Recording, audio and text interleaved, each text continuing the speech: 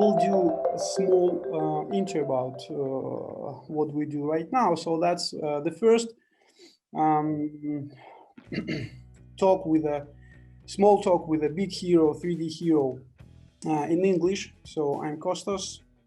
Our guest is Luis from Narrativ, and yeah. So we met. I think we met actually during the SOA in Italy. Yeah. And it was like, okay, we know each other. But when we met again during the 3DS London, it was like, oh, you're here. And I was, yes. What are you doing in London? Yeah. I live here. What? Yeah, we were surprised a bit. So, because I never checked where the Narrativ is and if it was based in London. So, the same as my first guest, Tom. We met during one of the conferences we visited years before the 2020. Yeah, in the world of conferences of the past. Yes. So the first question, we will have 5 questions. They are the same with questions I've done to Tom. And as I said before, I will have one more question specifically for you and your team, because I checked something on your Instagram last year. So the first question is, it's your story about you, how you started, what was before the Narrativ and the beginning of the Narrativ. Okay. Well, I mean, I think I've always been interested in the arts, and I've always been drawing since I was very young. I decided to study graphic design out of a long list of circumstances that ended up there. It went from fine art to then architecture to then civil engineering appeared in as one of the options that they gave me in school, and then I actually ended up studying graphic design in the end, as a little stepping stone to whatever it was, because I don't love any of these fully as the one thing that will define me, but every single one of those has fundamental things that actually help complete the picture, let's say. So design, for example, like you can see with Narrativ and the sort of the way we present our brand, I guess, is very design influenced, but that comes from that heritage. You don't have visuals. Yeah, exactly. I mean, but you got the time. You're precise. Yeah. So I think the first one was just playing around in uni, really. We had an assignment that we had to rebrand a restaurant, and I think that was a great opportunity for me to actually start playing around with 3D. I've always had a little fascination with it. We're all exposed to all these films and blockbusters and, Jurassic Park, Star Wars, and all these, Terminator 2, the same that all the people of my generation were exposed to and before that. So I saw that as a perfect vehicle for me to do some design work, but also push myself as something that was extracurricular. So my degree never actually taught us 3D design. So I just started learning Max by myself. So I failed about 4 times before, but that was the one time where I pushed myself because I knew I actually could get something done. So it was Studio Max from the beginning? Yeah, so that one was 3D Studio Max 4. Oh, I think I started with 9. Nice. Well, that one was the first one that was actually, as far as I remember, it was actually the first one that had a Windows option before you actually had to go to MS-DOS and then launch it from here. Yeah. But yeah, that was the dodgy copy that I could get in one of the student markets. When was it? What year was it? It wasn't that long ago, actually. It was, well, I mean, I say not that long ago. Looking back, I think I started playing around with that in 2002 or 3, something like that. Yeah, so they've accelerated their production schedule now, and we're like max 40 or whatever it is. But yeah, I mean, that was the one time that I started playing around. I'll send you some of the renders afterwards, and you can like yeah put them on screen. They're all with a scan line, and all the image titles are like, oh my god, this is amazing, oh my god, the metal, oh my god. Yeah, but it wasn't. I know. I know. I don't know, it was absolute garbage, but you know, fundamental first steps for sure. And then that led to working in advertising and branding and commercial work at the beginning. Commercials, I mean actual TV commercials. So back home, there's not really an industry, Venezuela. There's not really like a 3D industry per se. It's like people are all jack of all trades. So everyone knows a little bit about everything. No one's really a master at anything, but we all pitch in and chip in. So that was quite interesting because I was actually exposed to VFX and doing that workflow before it was architecture. So my interest started there. My student film, actually, I'll link you to that as well, is taking one of the folklore stories of Venezuela, of the country, and then actually going on site, filming it, casting with people, building costumes and things, and then doing all the design and special effects and like green screen and all those things. It looks, some of the stuff looks half decent, but yeah, anyway, it was very fun at that point in time.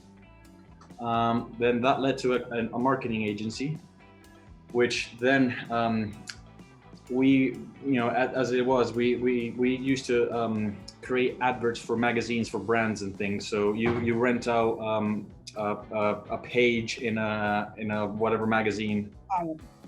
Yeah, so advertising space, and then one of those ones was actually for a real estate company, and they showed like a new housing development, and it was frankly absolute garbage. It was just like terrible, even by the standards of learning stuff newly in 3D Max and everything. Okay. So yeah, I know 3D. Can I have a go at this? Yeah, well, I think the deadlines in was it monthly? Was it the magazine that was monthly? Yeah. So in any case, it was tight deadline, even then. Yeah. Okay. Yeah. Oh no, that was ridiculous. So the thing was like, I kind of, you know, put my hand up. This was all Mac based, so that was an excuse for me to actually go, oh, I need a new PC. So I then built but at that point in time, a fucking like a killer gaming rig, because I didn't even know about Xeons or workstation, actually machines. So it was an amazing gaming computer. I remember it cost $5,000 at that point in time, and it came with a free coupon with a graphics card purchase to Half-Life 2. Okay. Yeah. This is the point in time where this existed. I mean, that year was Doom 3, Half-Life 2 was amazing. So the best purchase ever for gaming for sure. But then, yeah, I mean, that then led to me actually creating the image for that, going to the people, pitching it to them, and then actually getting that client on board. And then me actually leaving the ad agency and taking the client with me at that point in time. The client from real estate. Yeah, I mean, it wasn't my idea, but the client knew that I was the only one actually doing the 3D stuff. So that led to my first company, which is me and a couple of other me's working. Company? Did you started something officially, or you mean a team? It was called Intus Visual Studio. Okay. So, Intus as in Latin for interiors. Okay. Yeah, so that was the superb first company. It lasted like a couple of years. It was great. Like we were doing a lot of nice work, traveling around the country, going to, you know, the capital and stuff, and actually doing some okay work. I mean, architecture there isn't amazing, but it was okay for. It was great then, so I think it's exactly, yeah, exactly.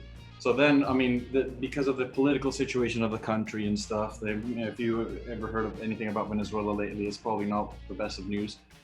But I mean, we have the same thing right now here in Belarus, so probably. Oh, really? Yeah. Gotta love humans. Gotta love humans. You had a dictator, right?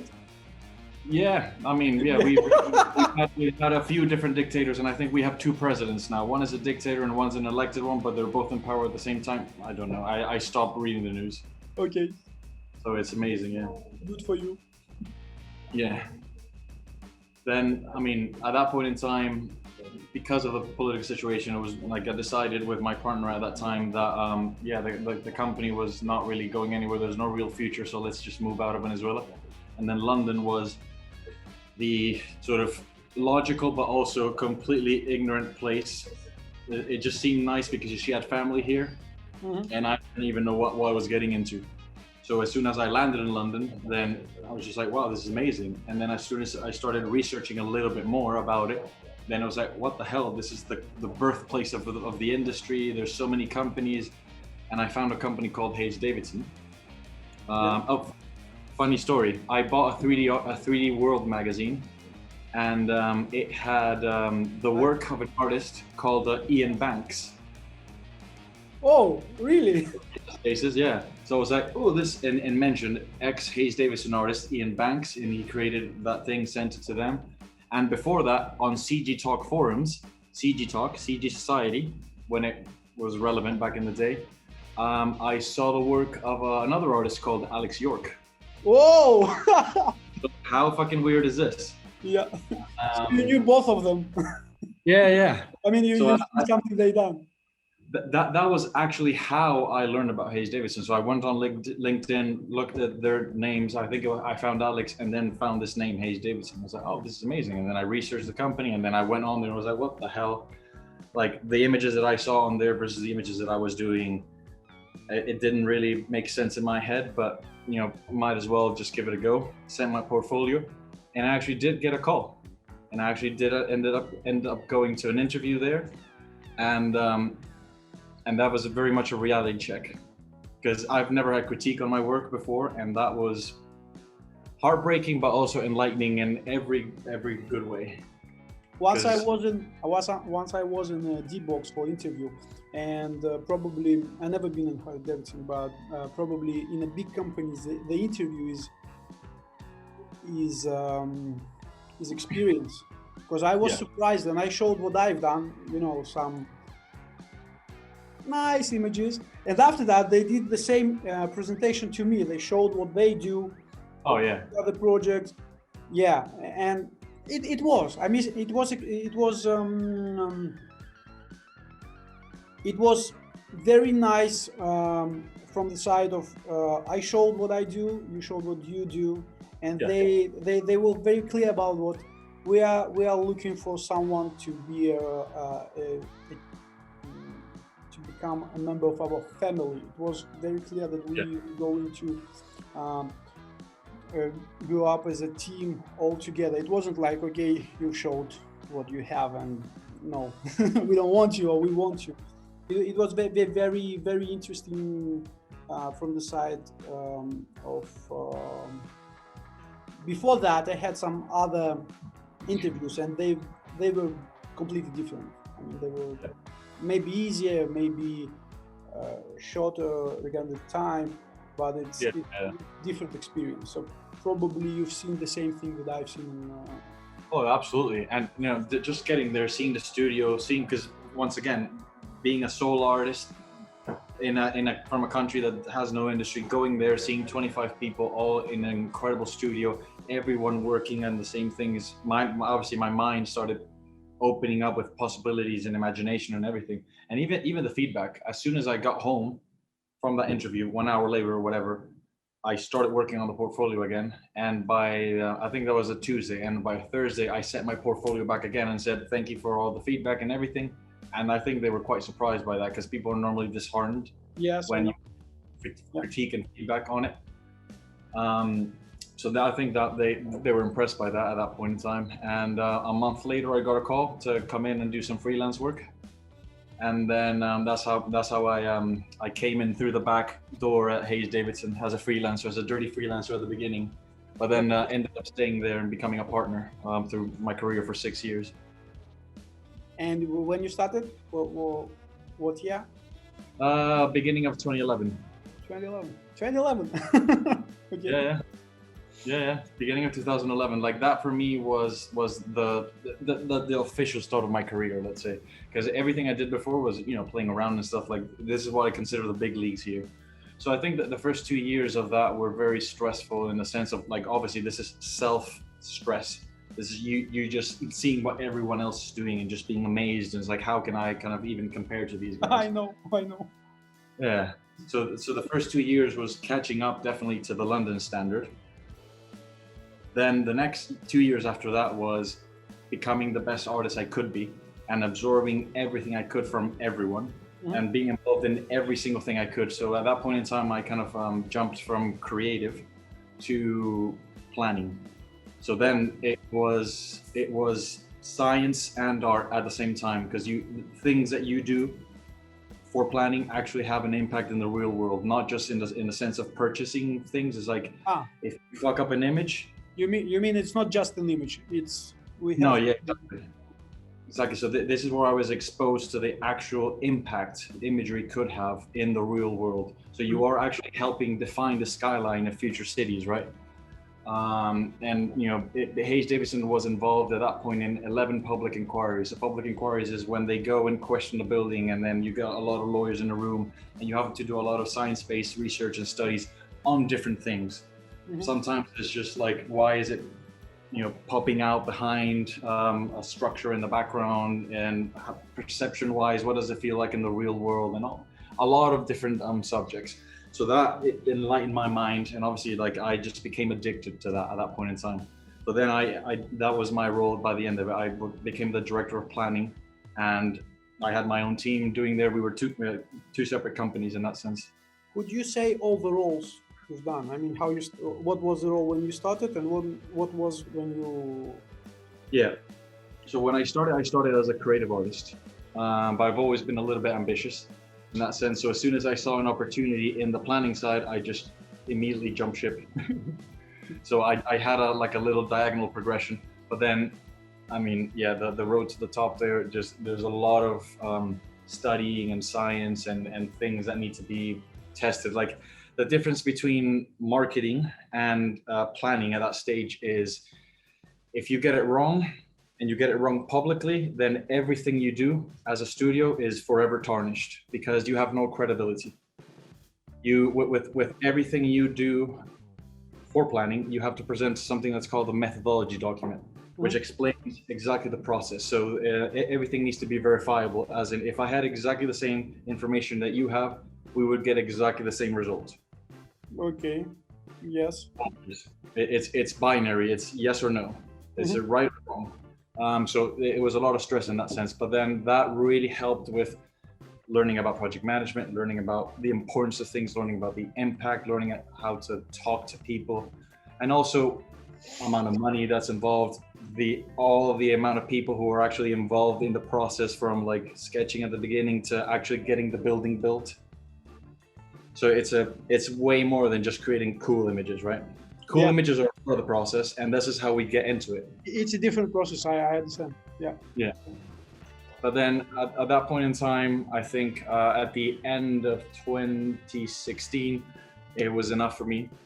I've done my time at Hayes Davidson, and I loved every single part of that journey. I learned so much, but I had to depart the nest, let's say. Can you say that you grew up? I mean, grew up as a artist, as a person, as a everything, yeah. I can say I was never as influenced as a professional ever in my life as I was there. Everything I learned thanks to the amount of people and the collective knowledge that was there at that point in time. It's changed a little bit now. People have moved on. There's a whole new generation there, so I'm not quite sure what's happening. But at that point in time, it was like rock stars. And there's so many people that have been in there. There was Peter Guthrie at one point renting a desk. There was Phil Hunter from Binyan. There's like all these amazing rock stars, Alex York, Ian Banks. So it was like a really weird sort of eclectic mix of CG rock stars at that point in time. So like the company was some like motherland. Yeah, exactly. Cool. Exactly. It was amazing at that point in time. But then again, the amazing thing about a generation like that is we all then branch out, and then we do our own things based off what we learned at that point in time from each other, but from also what we learned at the company. So I think for me, I kind of I think I was very corporate at one time, so I wanted to be the exact opposite of corporate, and I was just wanted to be like just a freelancer, right? So I just wanted to be irresponsible and have fun and be the exact opposite of corporate. So it's like earn a lot of money for 6 months and then not do a lot of stuff for the other 6 months, kind of a situation, right? So I started in London. Exactly, yeah. Well, and I learned that from a friend called Tiago, who's Portuguese, who literally does that. He lives over there in Portugal and he earns in pounds. He only works for 6 months and lives the life for the rest of the 6 months. Before London, I was in Greece, and the opinion in Greek people was, and I think it's still the same, that you have to find a permanent position. So when I came to London, I was like, I want a permanent position, and everyone was saying, let's try some freelance, and in Greece, the freelance was the worst thing that I ever done. Because the freelance in Greece, it's not like freelance, let's say in UK or especially in London. And I was like, no, I don't want freelance. I need a permanent position. And when I done freelance, I was like, oh, you mean that I can have my money and my time after that? I'm fine. Let's do it. Yeah, exactly. No, yeah, London is a different situation in that sense for sure. But I think those 2 years, I branded myself in those 2 years with an infamous name. So in my head, it was very clever. Came up with it one night. It was ars visualis. So it's the art of visuals in Latin. In real world terms, in London, in the UK, it's ars visuals. Okay. So essentially shit visuals. There's a bit of a funny connotation to the whole thing, and it kind of made sense for the time. It was fine. It was just being reckless and having fun, right? So did that for a couple of years, and it was quite successful. Like I rented desk space in different studios, one of them being the Boundary for a while, exposed to them, great people there. I worked at Grain for a little bit when it was Modelworks, a couple months. Modelworks, yeah. I've never knew that thing, that because when I did my first steps as a freelancer, I tried to find a co-working space. So what you're saying right now about having a desk in the company like Boundary, it's one of the options. Yeah, it's one of the options. It depends on the studio. For example, like we're about to host one amazing artist. I will reveal his name when he's actually in the studio.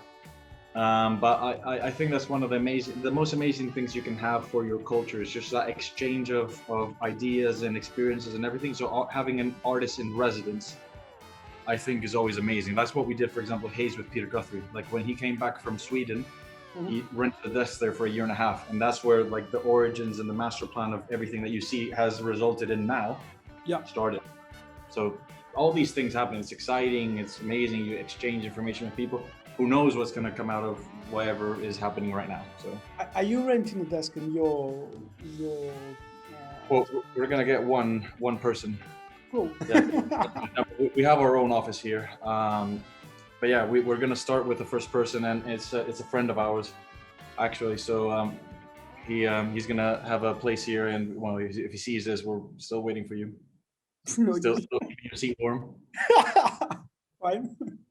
Yeah, but he should be here this month, finally. So, and after the ars visuals, then it came to a point where I think I had enough of the freelance lifestyle, and I wanted to kind of merge those two worlds, those two distinct worlds, the corporate and the amazing school of learning that I had at Hayes Davidson, and then the success I've had as a freelancer, and then just do something. I'm getting older as well, so I in my exposure to these other studios, I saw that there was a lot of excitement and a lot of techniques and things, but there's also a lot of things that are being lost to time, because no one's a complete artist. No one knows all the answers. Yeah. And there's new trains of thoughts and things thinking, but then when these come out, then other ones that are actually very important to image making and quality and just thinking about images as more than just images are getting lost to time. So there's another group of people that are kind of thinking in this way, and it's like, well, let's just do something about it. Let's just try and actually, put our grain of sand and hopefully reconnect this old school, new school sort of mentality and keep that narrative thread going. Okay. Right?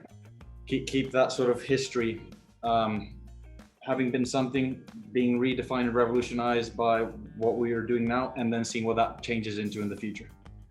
So then that was kind of the origin point of Narrative, and I changed the name of the Ars Visuals thing to Narrative. And then my first hire was Angela Brown, who's my co-director now.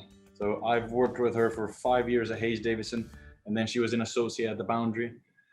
And then, I mean, we've known each other for 10 years now, so it was just a natural thing for us to do. We've always been very good friends, and you're still friends.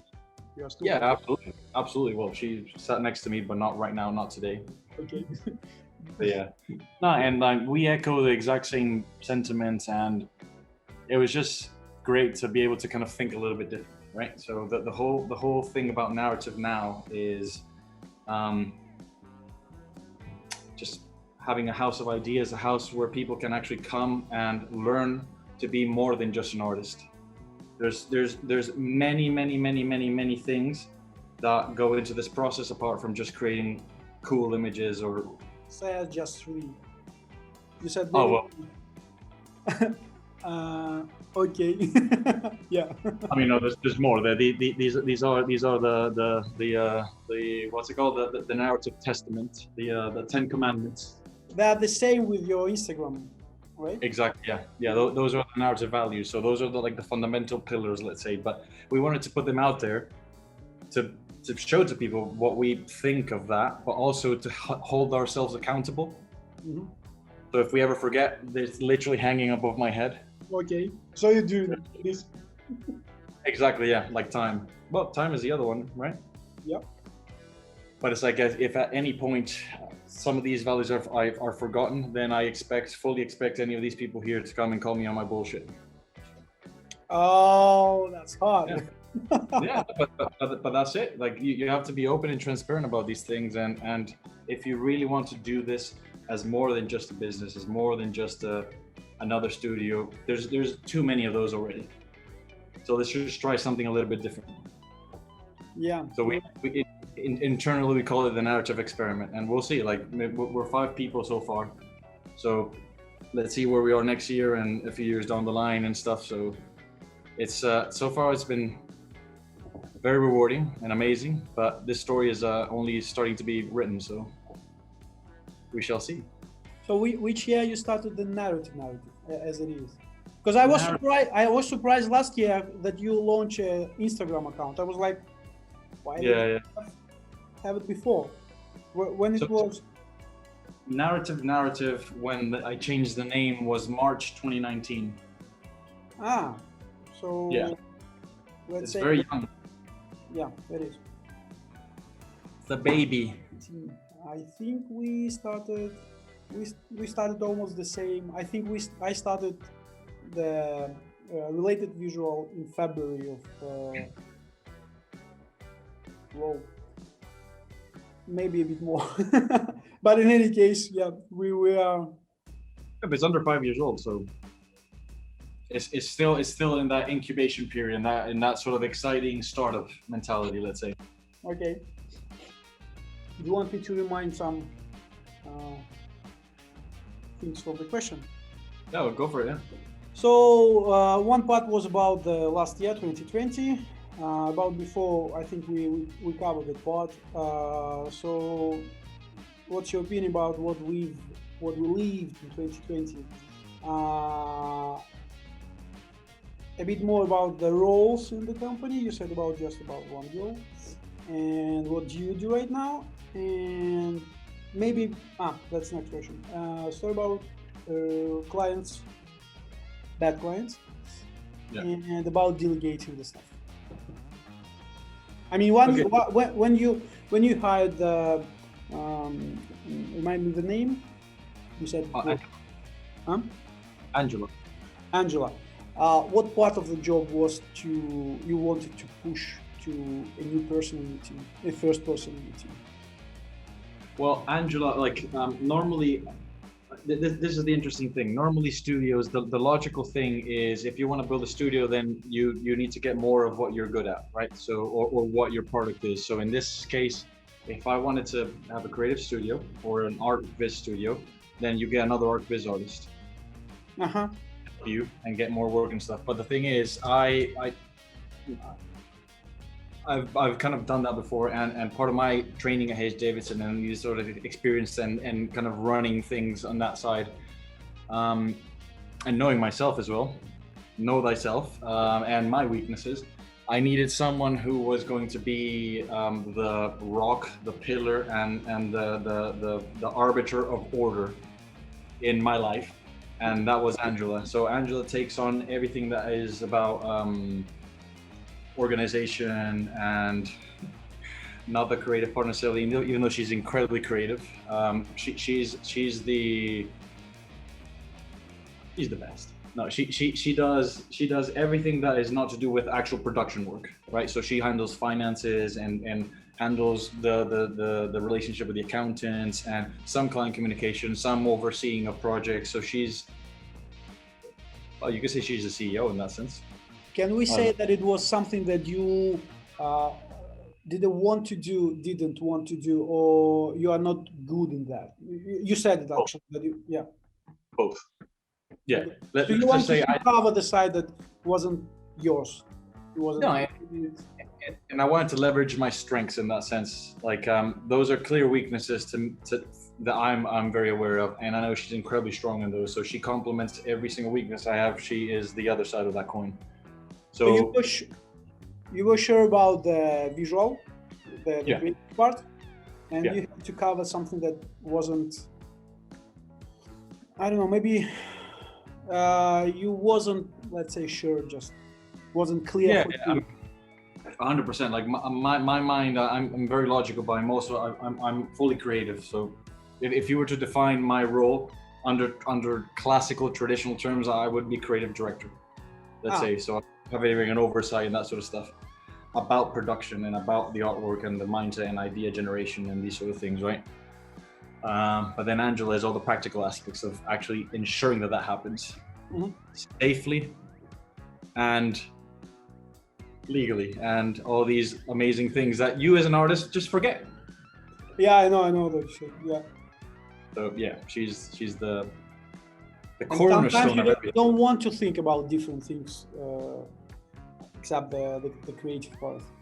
Yeah, exactly. Or to make the creative part as to empower the creative part to go fully creative. Yeah, so you have to leave everything else. Yeah, exactly. I mean, I understand all of it, and we kind of have communications and everything, but that's her realm. And fully like given to her, like here are the keys to the kingdom. On we go. Okay. So who was next, or what roles were next when you covered the weak part? I think the other necessary part that needed to be filled was another artist at that stage, and I'm not talking about Johnny Hodgkins. It was just actually having another artist who was interested in learning and kind of really wanted to just be involved at that stage, because at that stage a very young company is a risk, right? You don't have a name, you don't have a reputation, and it's usually somebody who comes from another company, right? It's not someone who's going to be straight out of university. Yeah. Well, it depends on who you are, but I didn't necessarily want that. So I got approached by a friend of mine, Manel, and you know, we've been friends for a year or something before that. And then he always heard about the stories and everything and just developing and all that sort of stuff of the Narrativ brand and the client work and mindset. And, you know, we always exchange books and things to read about, always having good conversations. He was just like, are you still looking for someone? Because we did put out an advert out there to look for a kick-ass artist, let's say, at that point in time. And then it just made complete sense to me. I was just like, holy shit. And here he comes, and he's the one kind of saying, oh, are you... Yeah. So like, fuck, perfect match. Let's do it. My question was about an SL client. So you're talking about you're talking right now about the SL's let's say other people in industry, right? So I never, Yeah. I never realized that they are part of our job, are part of the industry. Yeah. People you can trust or you can do things together. How was how hard was to trust another artist? I mean, the thing that you've done before and you had to finish. Was it? How was it? In what way? What, firing someone? No, I mean the first project you've done, Hiring. maybe first 10 projects you've done. How was how you felt about that As a What- freelancer or as a new company? as a new company? When you are a company, when you try to make your to realize your vision, and you need to Yeah. trust another person to do things with you. Yeah, I mean, look, for example, like for me personally, first before the addition of the plus one, was for me it was a natural evolution. And actually, I was contacted by clients as I left. I had restrictive covenants, so I said I can't work with you until this date. And the amazing thing was these were big players in the industry, and they did wait for that time. And as soon as that time expired, then they got in touch again. And then they moved on to different companies. So my kind of work relationship has always, like, thankfully, and knock on wood and all these things, I never actually had to go out and get work. It was through relationships that I developed, or word of mouth and recommendations to people. Even to this day, like every now and again, yeah, we've done like 3 pitches to people that we haven't ever worked with, but they have heard about us in one way or another. So in that sense, it's been very, very fortunate and very rare, really. It's not everyone's story in this industry, but it was thanks to the position I had at one point and the amount of people that I had to be exposed to and speak to. And how has that changed? I think it was very natural, because once again, like Manel and I were very sort of connected mentally at that point in time. So it didn't really cause a very I don't know, like a very weird or clash of cultures. We were very aligned from the very beginning. And even though, for example, like it was a thing about attitude for me. For me, what impressed me the most about him was his attitude, and it's just like that fire inside him, and just thinking differently and kind of really looking at things from the other side of the box. I never ever looked at any of his work, ever. And this is something that I don't recommend people do, but this is what happened at this stage. But he was an amazing. You're not that great. Sit down. We're here. But yeah, I mean, but obviously, like, if he was at that previous company that he was before, he was already a proven quantity. And then, yeah, his artwork literally just slotted directly into what we were doing, and it worked amazingly from the very beginning. So he came in at the time of the Olympia film. So what you see that we created with the Olympia film was just Manel and I, over 2.5, 3 weeks of just doing that. Cool. We'll have a link for it, because the next question was about, probably that's your favorite project, image, I don't know, visual. Because the second question is, where can we find your best and favorite 3D visuals? And in your case, I mean, when I wrote that question, probably I had my just still images, but that was wrong. So we need to talk about projects, because exactly. Nowadays, it's not just an image; it's many other things.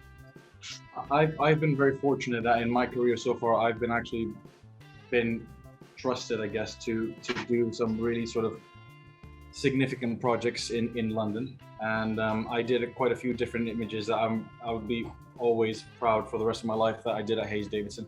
But those are always under the umbrella of Hayes Davidson, and we can never kind of really say specifically who did that. You know, everyone has their different rules in that sense, and it's fine. It's great. So there is a lot of work that I'm proud in that sense. But then, since moving from there, there are a few. There's one competition that I can't show, unfortunately, but it was in Morocco, and it was just absolutely magical. Like, that worked. I'll show you privately, maybe. But yeah. That was a project that came together in the best sort of ways, and I still look at it now and I'm like, I remember the sort of magic that happened there. But I think one of the projects that clearly the most proud of, because we've been working on that project for the last 5 years, is Olympia. And that project came at 5 years. 5 years. Yeah. since I left Hayes Davidson, that was one of the very first projects I was actually approached about. And I had to do like a little formal pitch and everything for it. Went over, and I already knew the development director there. We used to work together on, if you're in London, Earl's Court, the redevelopment of it. So then I went over there and actually managed to get the whole marketing exclusivity on the whole marketing for the duration of projects, unless we fuck it up. Mhm. But yeah, I mean, I was Uh-huh. sorry, I was a bit surprised when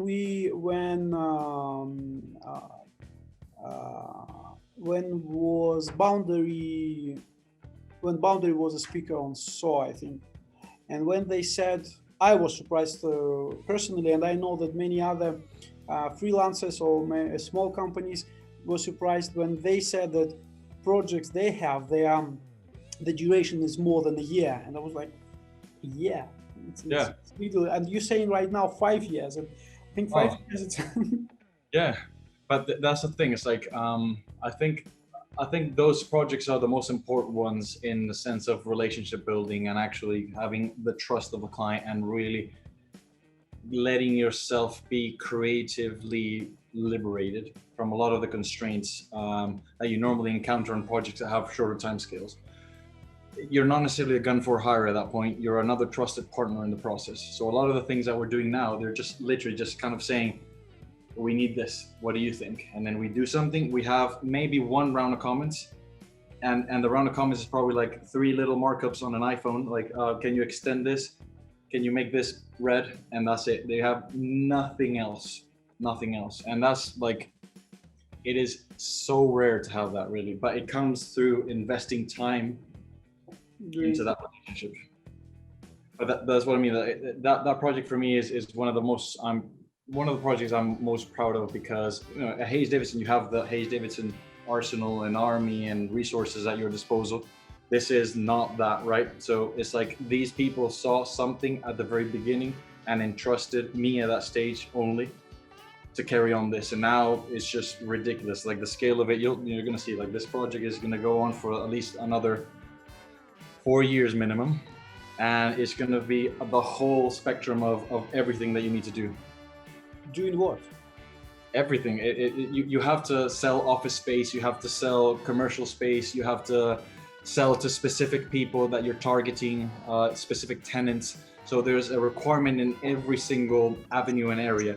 Do you mean that you started with the building as an exterior shots and maybe some video or something, and after that you have to go inside and do images for every space, for example? Yeah. So right now, I mean, so this kind of ties into your question about 2020. So 2020 changed everything for everyone. I know, we know. Yeah, exactly, in deep and meaningful ways. But one of the things it changed in interesting ways, because I'm not going to say it's bad or good, is the perceived need for office space. So if you're a large company and you want to invest in a new flagship next generation office, how much space are you going to want? Are you actually going to want as much space as you did in the past when everyone was working in? So these are the new challenges, right? So part of the strategy that we're having to help implement is tackling on those new challenges. We know what the world of the past was like, and that was written, and there's case studies about that. But now we're in a situation where we're actually fortunate enough to be asking new questions. To study it from the beginning, actually. Yeah. Exactly, yeah. So these are the interesting things. Like now the requirement, like one of the conversations that we were having with one of the key people in the one of the key marketing people there was like, in the past, a lot of this would have been resolved by having a marketing suite and having people come in. Now, everything needs to be digital. So the scope, the budgets, everything increase in our favor in that sense, which is fantastic because once again, we're tackling new problems. What I've seen since last year, it was that especially about the workplace, about the offices, about the projects, about the visuals for the offices, was like I think it increased dramatically the call booth industry. I mean, everyone right now they put many of them in the space because you need to have your privacy from one side, but you want to be isolated from anyone else in the office. Yeah, absolutely. Yeah, so nice. It's interesting times, but that's the thing. It's like, yeah, that's the type of project that you work on when you're a slightly bigger company, and you tend to work on these projects for many years. Like a lot of projects I used to work on Hayes Davidson went on for from inception to completion. So we can say that it's one client, one project. In fact, for, as you said, it's 5 years for now, and probably a few years more. It's like 8 to 10 years, one project. Exactly, and you see the evolution. So for me, the satisfaction there is the images that I started doing in 2017, I guess. Mm-hmm. You compare them to the images that we're doing now, and it's just like it's a generational leap. And this is how you see how much we've actually grown and how much we've actually been enriched by the extra talent that comes in. Because you have more people, more hands, you actually get to take a step back and actually think about images more, rather than when it was just me. I had to do everything. So it was just like billing, fee proposal, sending the thing, creating the images, doing client communication, then making sure they get paid and everything. So like the amount of mental power that you have to think about these things gets greatly reduced. Whereas we're in a more privileged situation now where we can actually just think about it and like do whiteboard sessions, and who is this image for, and who's the audience, and what's the purpose of this image, what resolution is this going to be, etc. What are the future uses. So that's what stimulates me as a creative now. It's just thinking about all those scenarios, really. I can just touch what you're saying right now, because we as a team during the last 6 months, we've done, actually not 6 months, let's say we started one project in the end of the 2020, and we delivered visuals, let's say in January, and at some point in March we've done the same project with a different design, and I was surprised because in January the visuals were nice, and when I've seen the difference with the visuals in March, I was like, we growing up, we doing things a bit better. Yeah, and that was nice. So you're saying about years, and I think you can write a book after a few years saying about the visuals in the last 10 years. Yeah, absolutely. That's the thing. I think that's the largest benefit and the largest sort of growth and learning you can have, really, when you actually are able to statistically and factually really track something in that way, rather than just having like something comes in, something goes out, you're on gun for hire. That's good. Like you have projects like that, but those aren't necessarily the projects where you actually, it depends on your outlook as well. Some people are just like, holy shit, this American project is never going to go away, I've been working on this for 2 years, we get 46 comments per PDF. You can have that mindset, or you can actually have, it's like, well, let's understand what these people are thinking and why they make this comment, and where did we get it wrong? Are we listening to him, or are we just instinctively acting as reactionary machines to everything that gets sent to us? Yeah, but in any case, it's too hard to do the same thing, the same spaces, doing two. Yeah, no, your creativity and your you get bored for sure.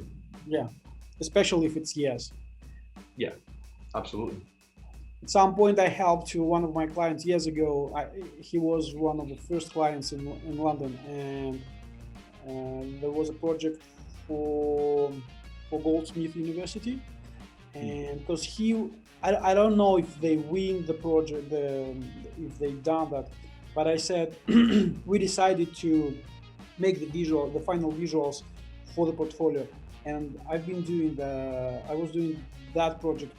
He changed many times, almost everything, and that was crazy, because it's very hard to work on the same space, the same image making. It is.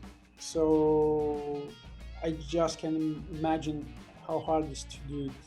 Yes. It depends. It's like yeah, we'll see. Like we haven't touched some of the space, but this is the thing. Like when we retouch spaces, usually 4 years down the line. In the case of this project, so like there's not only a complete design change at that stage, or like an evolution of it, but there's also a complete different purpose for it, and you're prepared in a different way. So thankfully, so far, there hasn't been any fatigue on it. really. Like, big sort of big scale thinking. There hasn't really been any fatigue. Maybe like momentarily on one or another thing, but I do understand what you're saying. It's like, yeah, if it's big residential things and you're just doing the same apartment 46 times in a row, it's just not fun at that point. But then again, you're not being used really to your strengths. You're just being used as a machine. Yes. So there's a clash there at some point. So the third question is, how much did the quality of your visuals improve until now? What were the key moments and improvement process? I think we talked about, you said many things about how was the quality in the beginning when you started, and especially that example with a project that the duration is, let's say, until now is 5 years. What was the key moments? Is it a client? Is it something that is it something about you as a my question is about the quality of the teamwork. I'm not talking about you or someone else as a creative person. What was the key moment to change? What changed your quality? What changed your maybe style, or maybe if it was style? Communication. It's all about communication. With the team, or I mean internally or externally? In the broadest use of the word, communication, inside, outside, amongst each other, that's the thing that changed everything. So one of the things that I find, at least, that needs to happen, and this is where I say we need to be more than an artist, you need to be a communicator, is when you're speaking about when you're speaking about an image, right, speaking about communication, you need to enrich in your vocabulary. You need to be able to express things. Yeah. You need to go beyond the basic level of expression, let's say, right? Because imagine you're on the phone and you're trying to speak to someone and you can't go, very basic or very specific industry terminology wise. You need to be able to both speak to normal people outside of our industry. Yeah, to describe it in a bit different way. Yeah, exactly, but also it's kind of, sometimes you need to describe an emotion, sometimes you need to describe a feeling, sometimes you need to describe a moment in time that you had, that you want to pass on to someone as part of the brief for them to understand you, and then be able to take on that and then do their interpretation of it. So for me, that's the key thing that changed everything for me. Just understanding that everything we do is about communication. Everything else is just a tool to fucking get that message through. So you have to say too many words to do one image. Yeah, well, that's what they say as well. It's like one image is worth 1,000 words. Yes. But it can be the opposite sometimes as well. Yeah.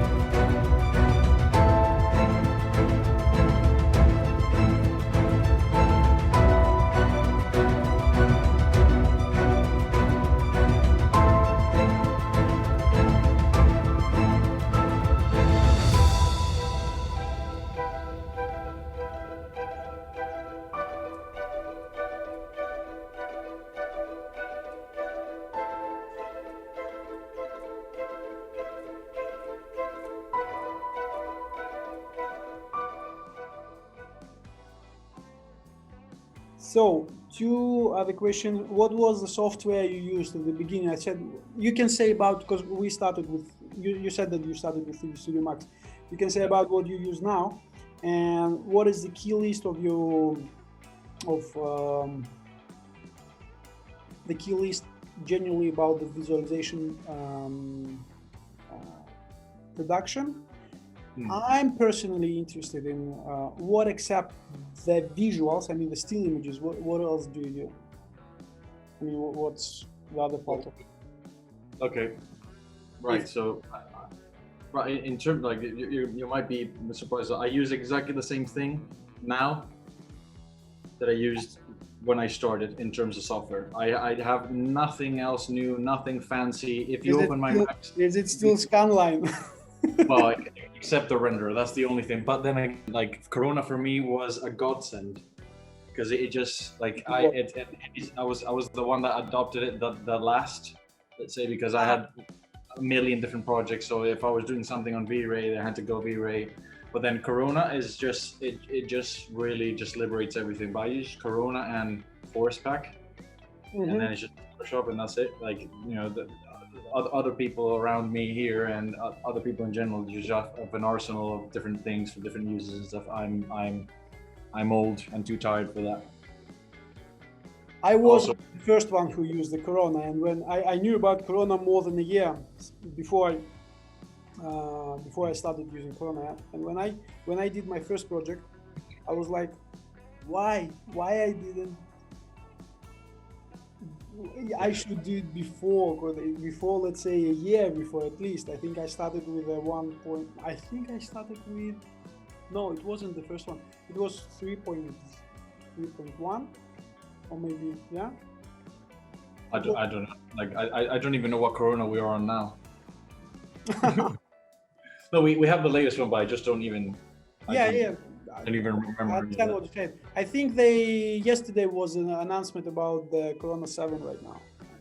The daily candidate, right? Okay. Yeah. So it's going to be updated. Okay. So it's the same. Okay, and the one question before the special. You also almost answered it. You said that the services. Okay. No, you can continue. Yeah, about services. Like services, like to be honest, we tailor our offering to every specific client's needs. Because at the end of the day, we don't. I mean, we can do 360s, we can do cinemagraphs, we can do films, we can do walkthroughs. If you use that terminology interchangeably with films, stills, all that sort of stuff. Like the same thing that other people do, we do. We can film something, we can photo scan something and track it, and then put it into actual footage. It just depends on the need. One of the things that I learned specifically in my planning background is the such a variety of things that are needed require problem-solving logic. Not rather than naming something one specific thing. Like afterwards you can package it and then send it. Like some people are like, oh, you know, you have a more advanced version of a hotspot sort of thing, and they rebrand and rename it as something different, but it's essentially the same thing. It's just a next evolution of that. But sometimes you need to do like daylight studies, you need to do specific things for specific meetings, and those don't fall anywhere in a product category. What do you do when the project is in a different country? I mean, when it's far, when it's not London? Yeah. So that's interesting. It depends on if the budget, timescales, accessibility, and how urban it is or not. Let's say, because sometimes if it's landscapey, then you can actually just get a terrain topography thing, get some local looking fauna and stuff, and then just flora, and then actually just do it virtually. If they have a good budget and it's a project of a large scale, then you can actually book photographers to go on site and then do daylight studies with them and get exactly what you need. Or in the previous world, you could go there and take your own pictures, but sadly not at the moment. It really, I mean, once again, it really depends. Like I'd say half of the catalog of stuff that we've done has been abroad, Greece, Italy, the Caribbean. Definitely, it's a budget. But my question, in fact, I did my first project in Greek islands in February. So I've Oh, never done it before, yeah. yeah. And that was something that showed up from nothing, just one conversation. And the question about if the project is in a different country was, um, are you? It's also about delegating and about trust. Are you, let's say, are you trying to find a photographer or some photographer in that country? I mean, it's someone that it's a person you never have seen, you never talked before. Is it something that is I doable? mean, yeah, I'd say, given the situation that we're living in at the moment, there's no real sort of option. You can do permits and things and get your people to fly out and stuff, but it would be, I think, a case of actually just finding someone who's more local, let's say.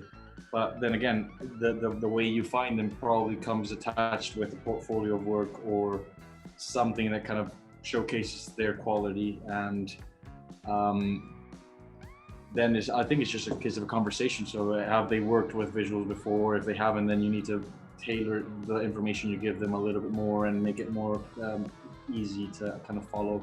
We've had projects. Well, I've worked on projects before in like Toronto, and it's a photographer that is in New York, and then you kind of, they've never worked with visuals, so then you kind of, you know, tailor everything, do all the image planning, have the city model, specifically find the time of day and everything, and then you kind of let them do their thing.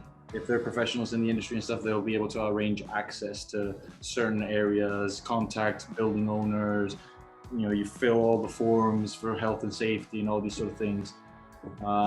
This is the other thing, like depends on the type of job. You need to get certain qualifications being granted to photographers. For example, we use Rachel Fairman here in London, known her for 10 years as well. Used to work with her at Hayes, and she's credited for like harnesses and going up cranes and all these sort of things. So she's had to do courses on these things Okay, to get yeah. access.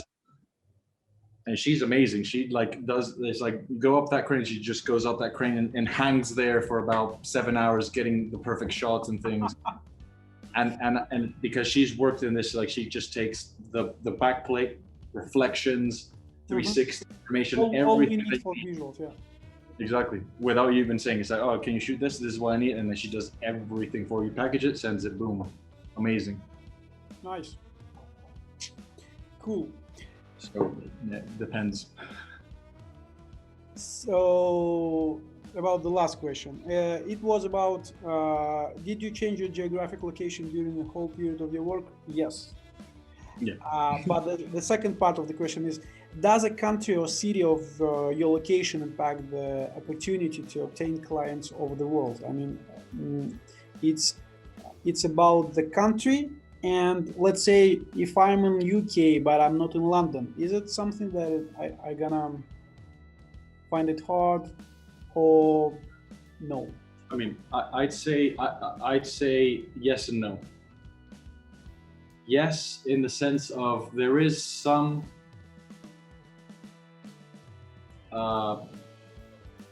I wouldn't say the word judgment, but there is some preconceptions about certain places and certain levels of quality and things. For example, Kun Kun Visual, they produce incredible fucking work, right?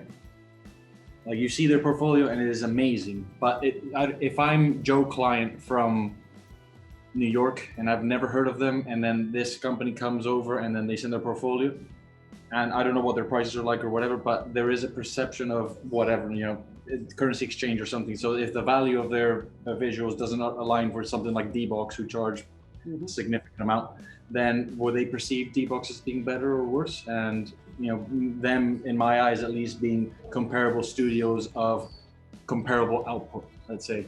So I would say that there is a little bit of a bias depending on where you come from, but it's not really something that defines it, because Kun Kun Visual incredibly successful. They work on everywhere. They have a following which rivals Binyons and D-Boxes and the Boundaries and Hayes Davidsons on social media. So once again, I don't think it does, but it depends on who you are. Depends on your profile as well, how you present yourself online and what information is there. the social validity or the you're a proven quantity type of thing.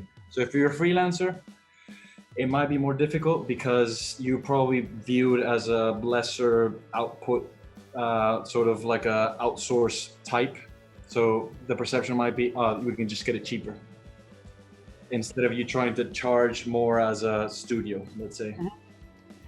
That part of the last question was because let's say my head office is in London, but I'm in Belarus.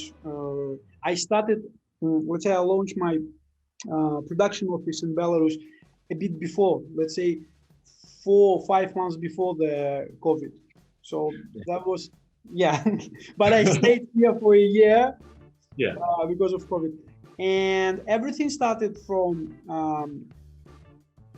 one conference where you didn't come was in December, 1.5 years ago. Ukraine one. Ukraine. So we all know Submarina, and it was they're great team, great visuals, and that part of the question is about: is it necessary to be, let's say, in a city like London, or you can do things from different locations, maybe geographically, let's say, because Ukraine is still in geographically in Europe. That helps on having the same time. But it's not European Union. They have that things, let's say,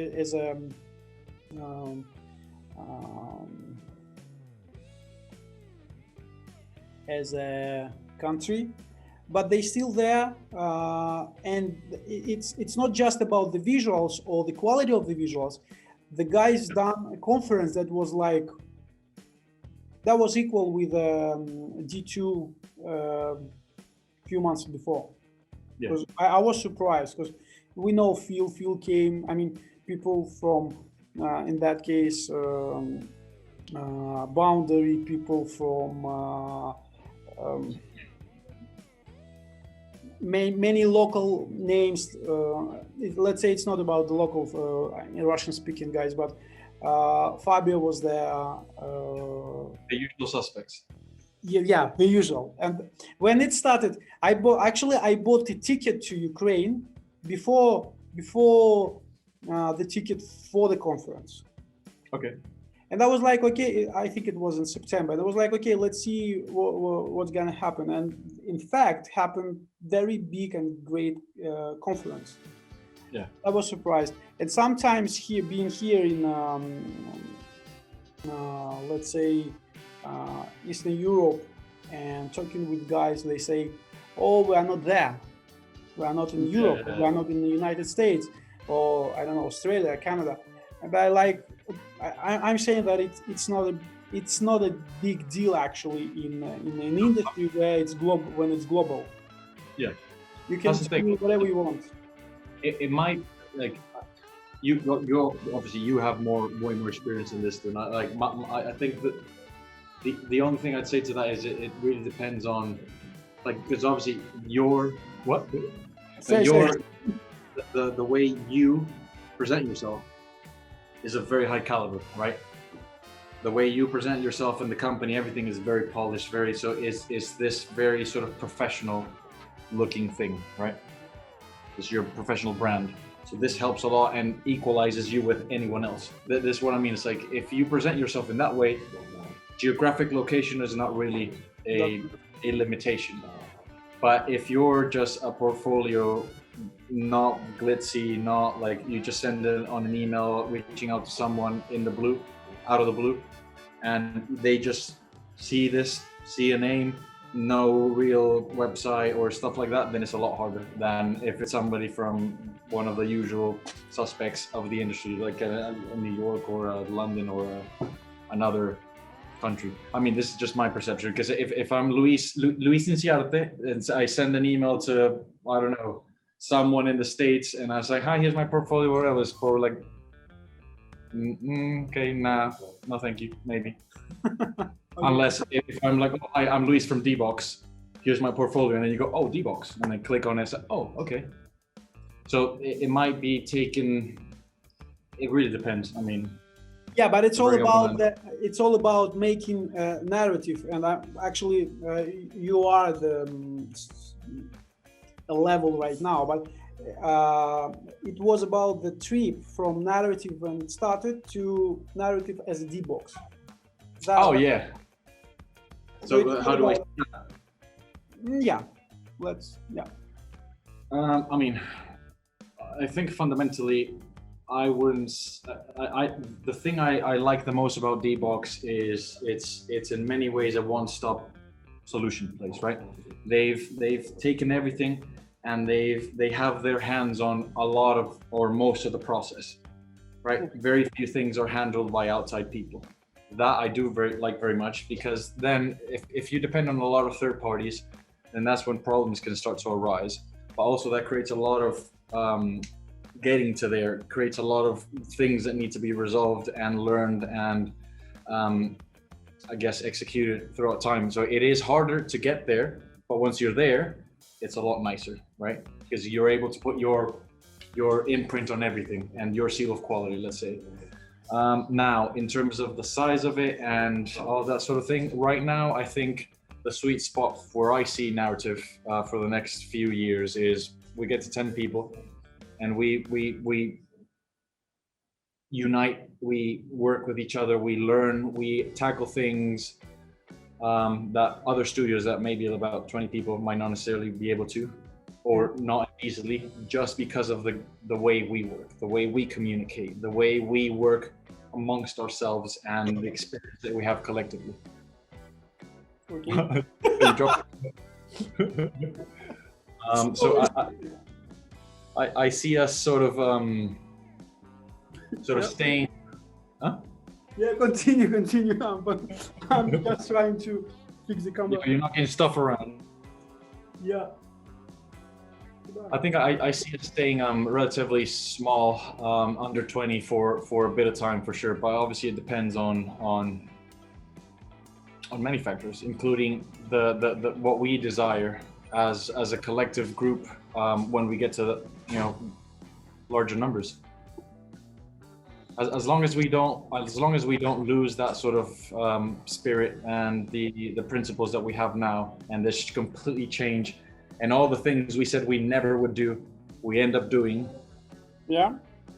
Then I think that's where it becomes a problem, because you completely change who you are and you're just a shell in the name of what you were before. Things like what? Like a small example.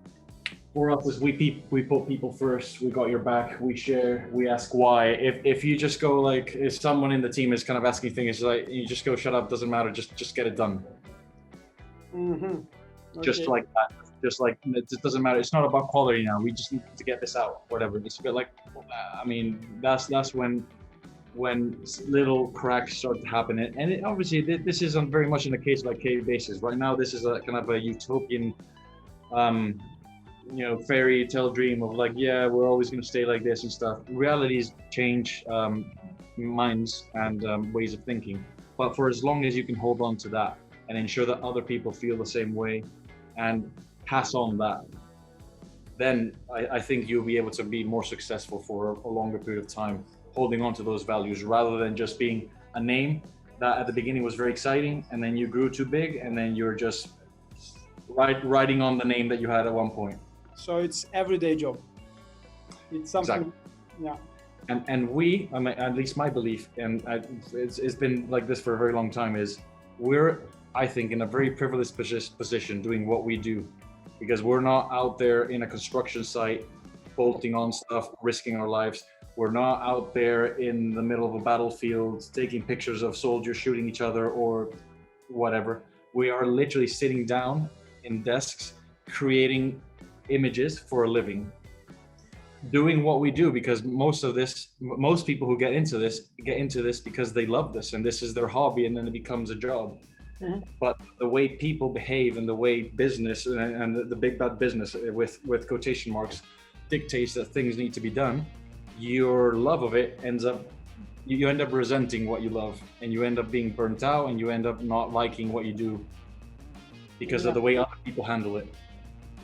So this is this is the test. This is the, let's try and do something different. If everyone else is going that way, then everyone else is doing exactly the same thing. So let's just try and like see what's over here for a little bit, and we might find something that's nice. Yeah. We'll see. That's the thing. That's the question I pose, right? That's the challenge. That's the narrative experiment. So we'll see. Cool. I don't know the answer. That's the fun part. Yeah. That's why I mentioned that probably after some years, a few years, it could be a book. I mean, it could be a written book about what was done in the end. Yeah. Luis the hypocrite. Yeah. Maybe. Who knows? I hope not. I hope not. I hope that's followed by a sequel. But he tried. So one small question, and that's the special question for you, because when I checked your, probably it was in the beginning of your Instagram, when I followed you with pleasure, and there was a story, because I don't think it wasn't a post. The story was about the calories, and I think you were challenging someone in your team about how many calories is everyone in the team, or I don't remember. So the question is about how you deal the workout part and the meals and the food. In our job, in job we do having your chair every day with your monitor in front of you. Well, I mean, I think this is okay. So first, it was a friend of ours, Jack Arnold, Redbeard, legendary. Shout out to Jack. Yeah, I know Jack. He said, because he's a funny boy, isn't he? He said, how many calories in the studio? So as in like to stay fit or whatever. So we posted that. So it was like I gave Manel's and I gave my calories. Now, to the specifics of that question, I think this is my specific mindset on this, right? And everyone else is free to have their own opinion. It's about you right now. I'm not hurting anyone with my opinion. It's like the same dedication and passion and desire to self-improve that you show in learning about artwork. Why don't you do that with other aspects of your life? Because you need time for it. It's harder. True. Yeah. True. But if there's a need, there's a want, then you can do it. Now, the way we are kind of doing it at the moment, and this is not something new, this other people have started doing this, is, I mean, I like doing sport. When I say sport, it's not the traditional thing. I am terrible at anything that has a ball and you have to hit it or be precise or whatever. Yeah. So don't think naughty. So it's probably, for me, it's probably running or going to the gym or, kind of like park exercises and things like that. So I think just for us, it's just an hour, 4 days a week, if you can. Is it something you do together, or is it something you challenge each other? Or it's something that we definitely do together, as much as the deadlines and these sort of things allow. Like sometimes we might push it, sometimes a person might not come, but it's something that we definitely do as a team. Even, for example, we share the studio here with 11, and one of the Carl Williams, the big lad, he likes gymming every now and again as well, and he's blushing over there and laughing and trying to not cringe. But he does come with us, and I mean, in my eyes, we're all the same, right? We're the same team. We're all in the same studio. So we go and we just do our thing, have fun, and then come back. Weekends, we might meet up, go for a run every now and again. It's just to do something that is about bonding, but also it's not just about doing the exercise. We have conversations, we talk about things, we workshop things. I'm not talking about the let's grab a beer. The question was about let's do something different. Oh yeah, well, but we're not talking about the beer yet. That's another team bonding experience. Oh. Oh, I was talking about the exercise thing. Like this is all about talking about exercise and doing Oh, it. Like you said about conversation. Conversation, it's more about having a beer in the pub. It wasn't, the question wasn't about, are you do you do something as a team, like Yeah. drinking or maybe going trips maybe. It was about working out. Yeah, but that's what I mean. Every single thing I've said so far, even though it sounds like it's other activities, is us working out. Ah, okay.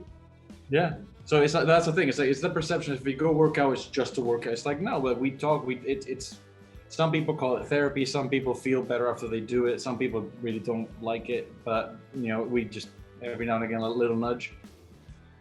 But I think it's very good for. I mean, there are clear health benefits, and there are endorphins and dopamine, and everything makes you feel better. Same as having a beer and all these sort of things. But I think it's that same pursuit of continual development, self-development.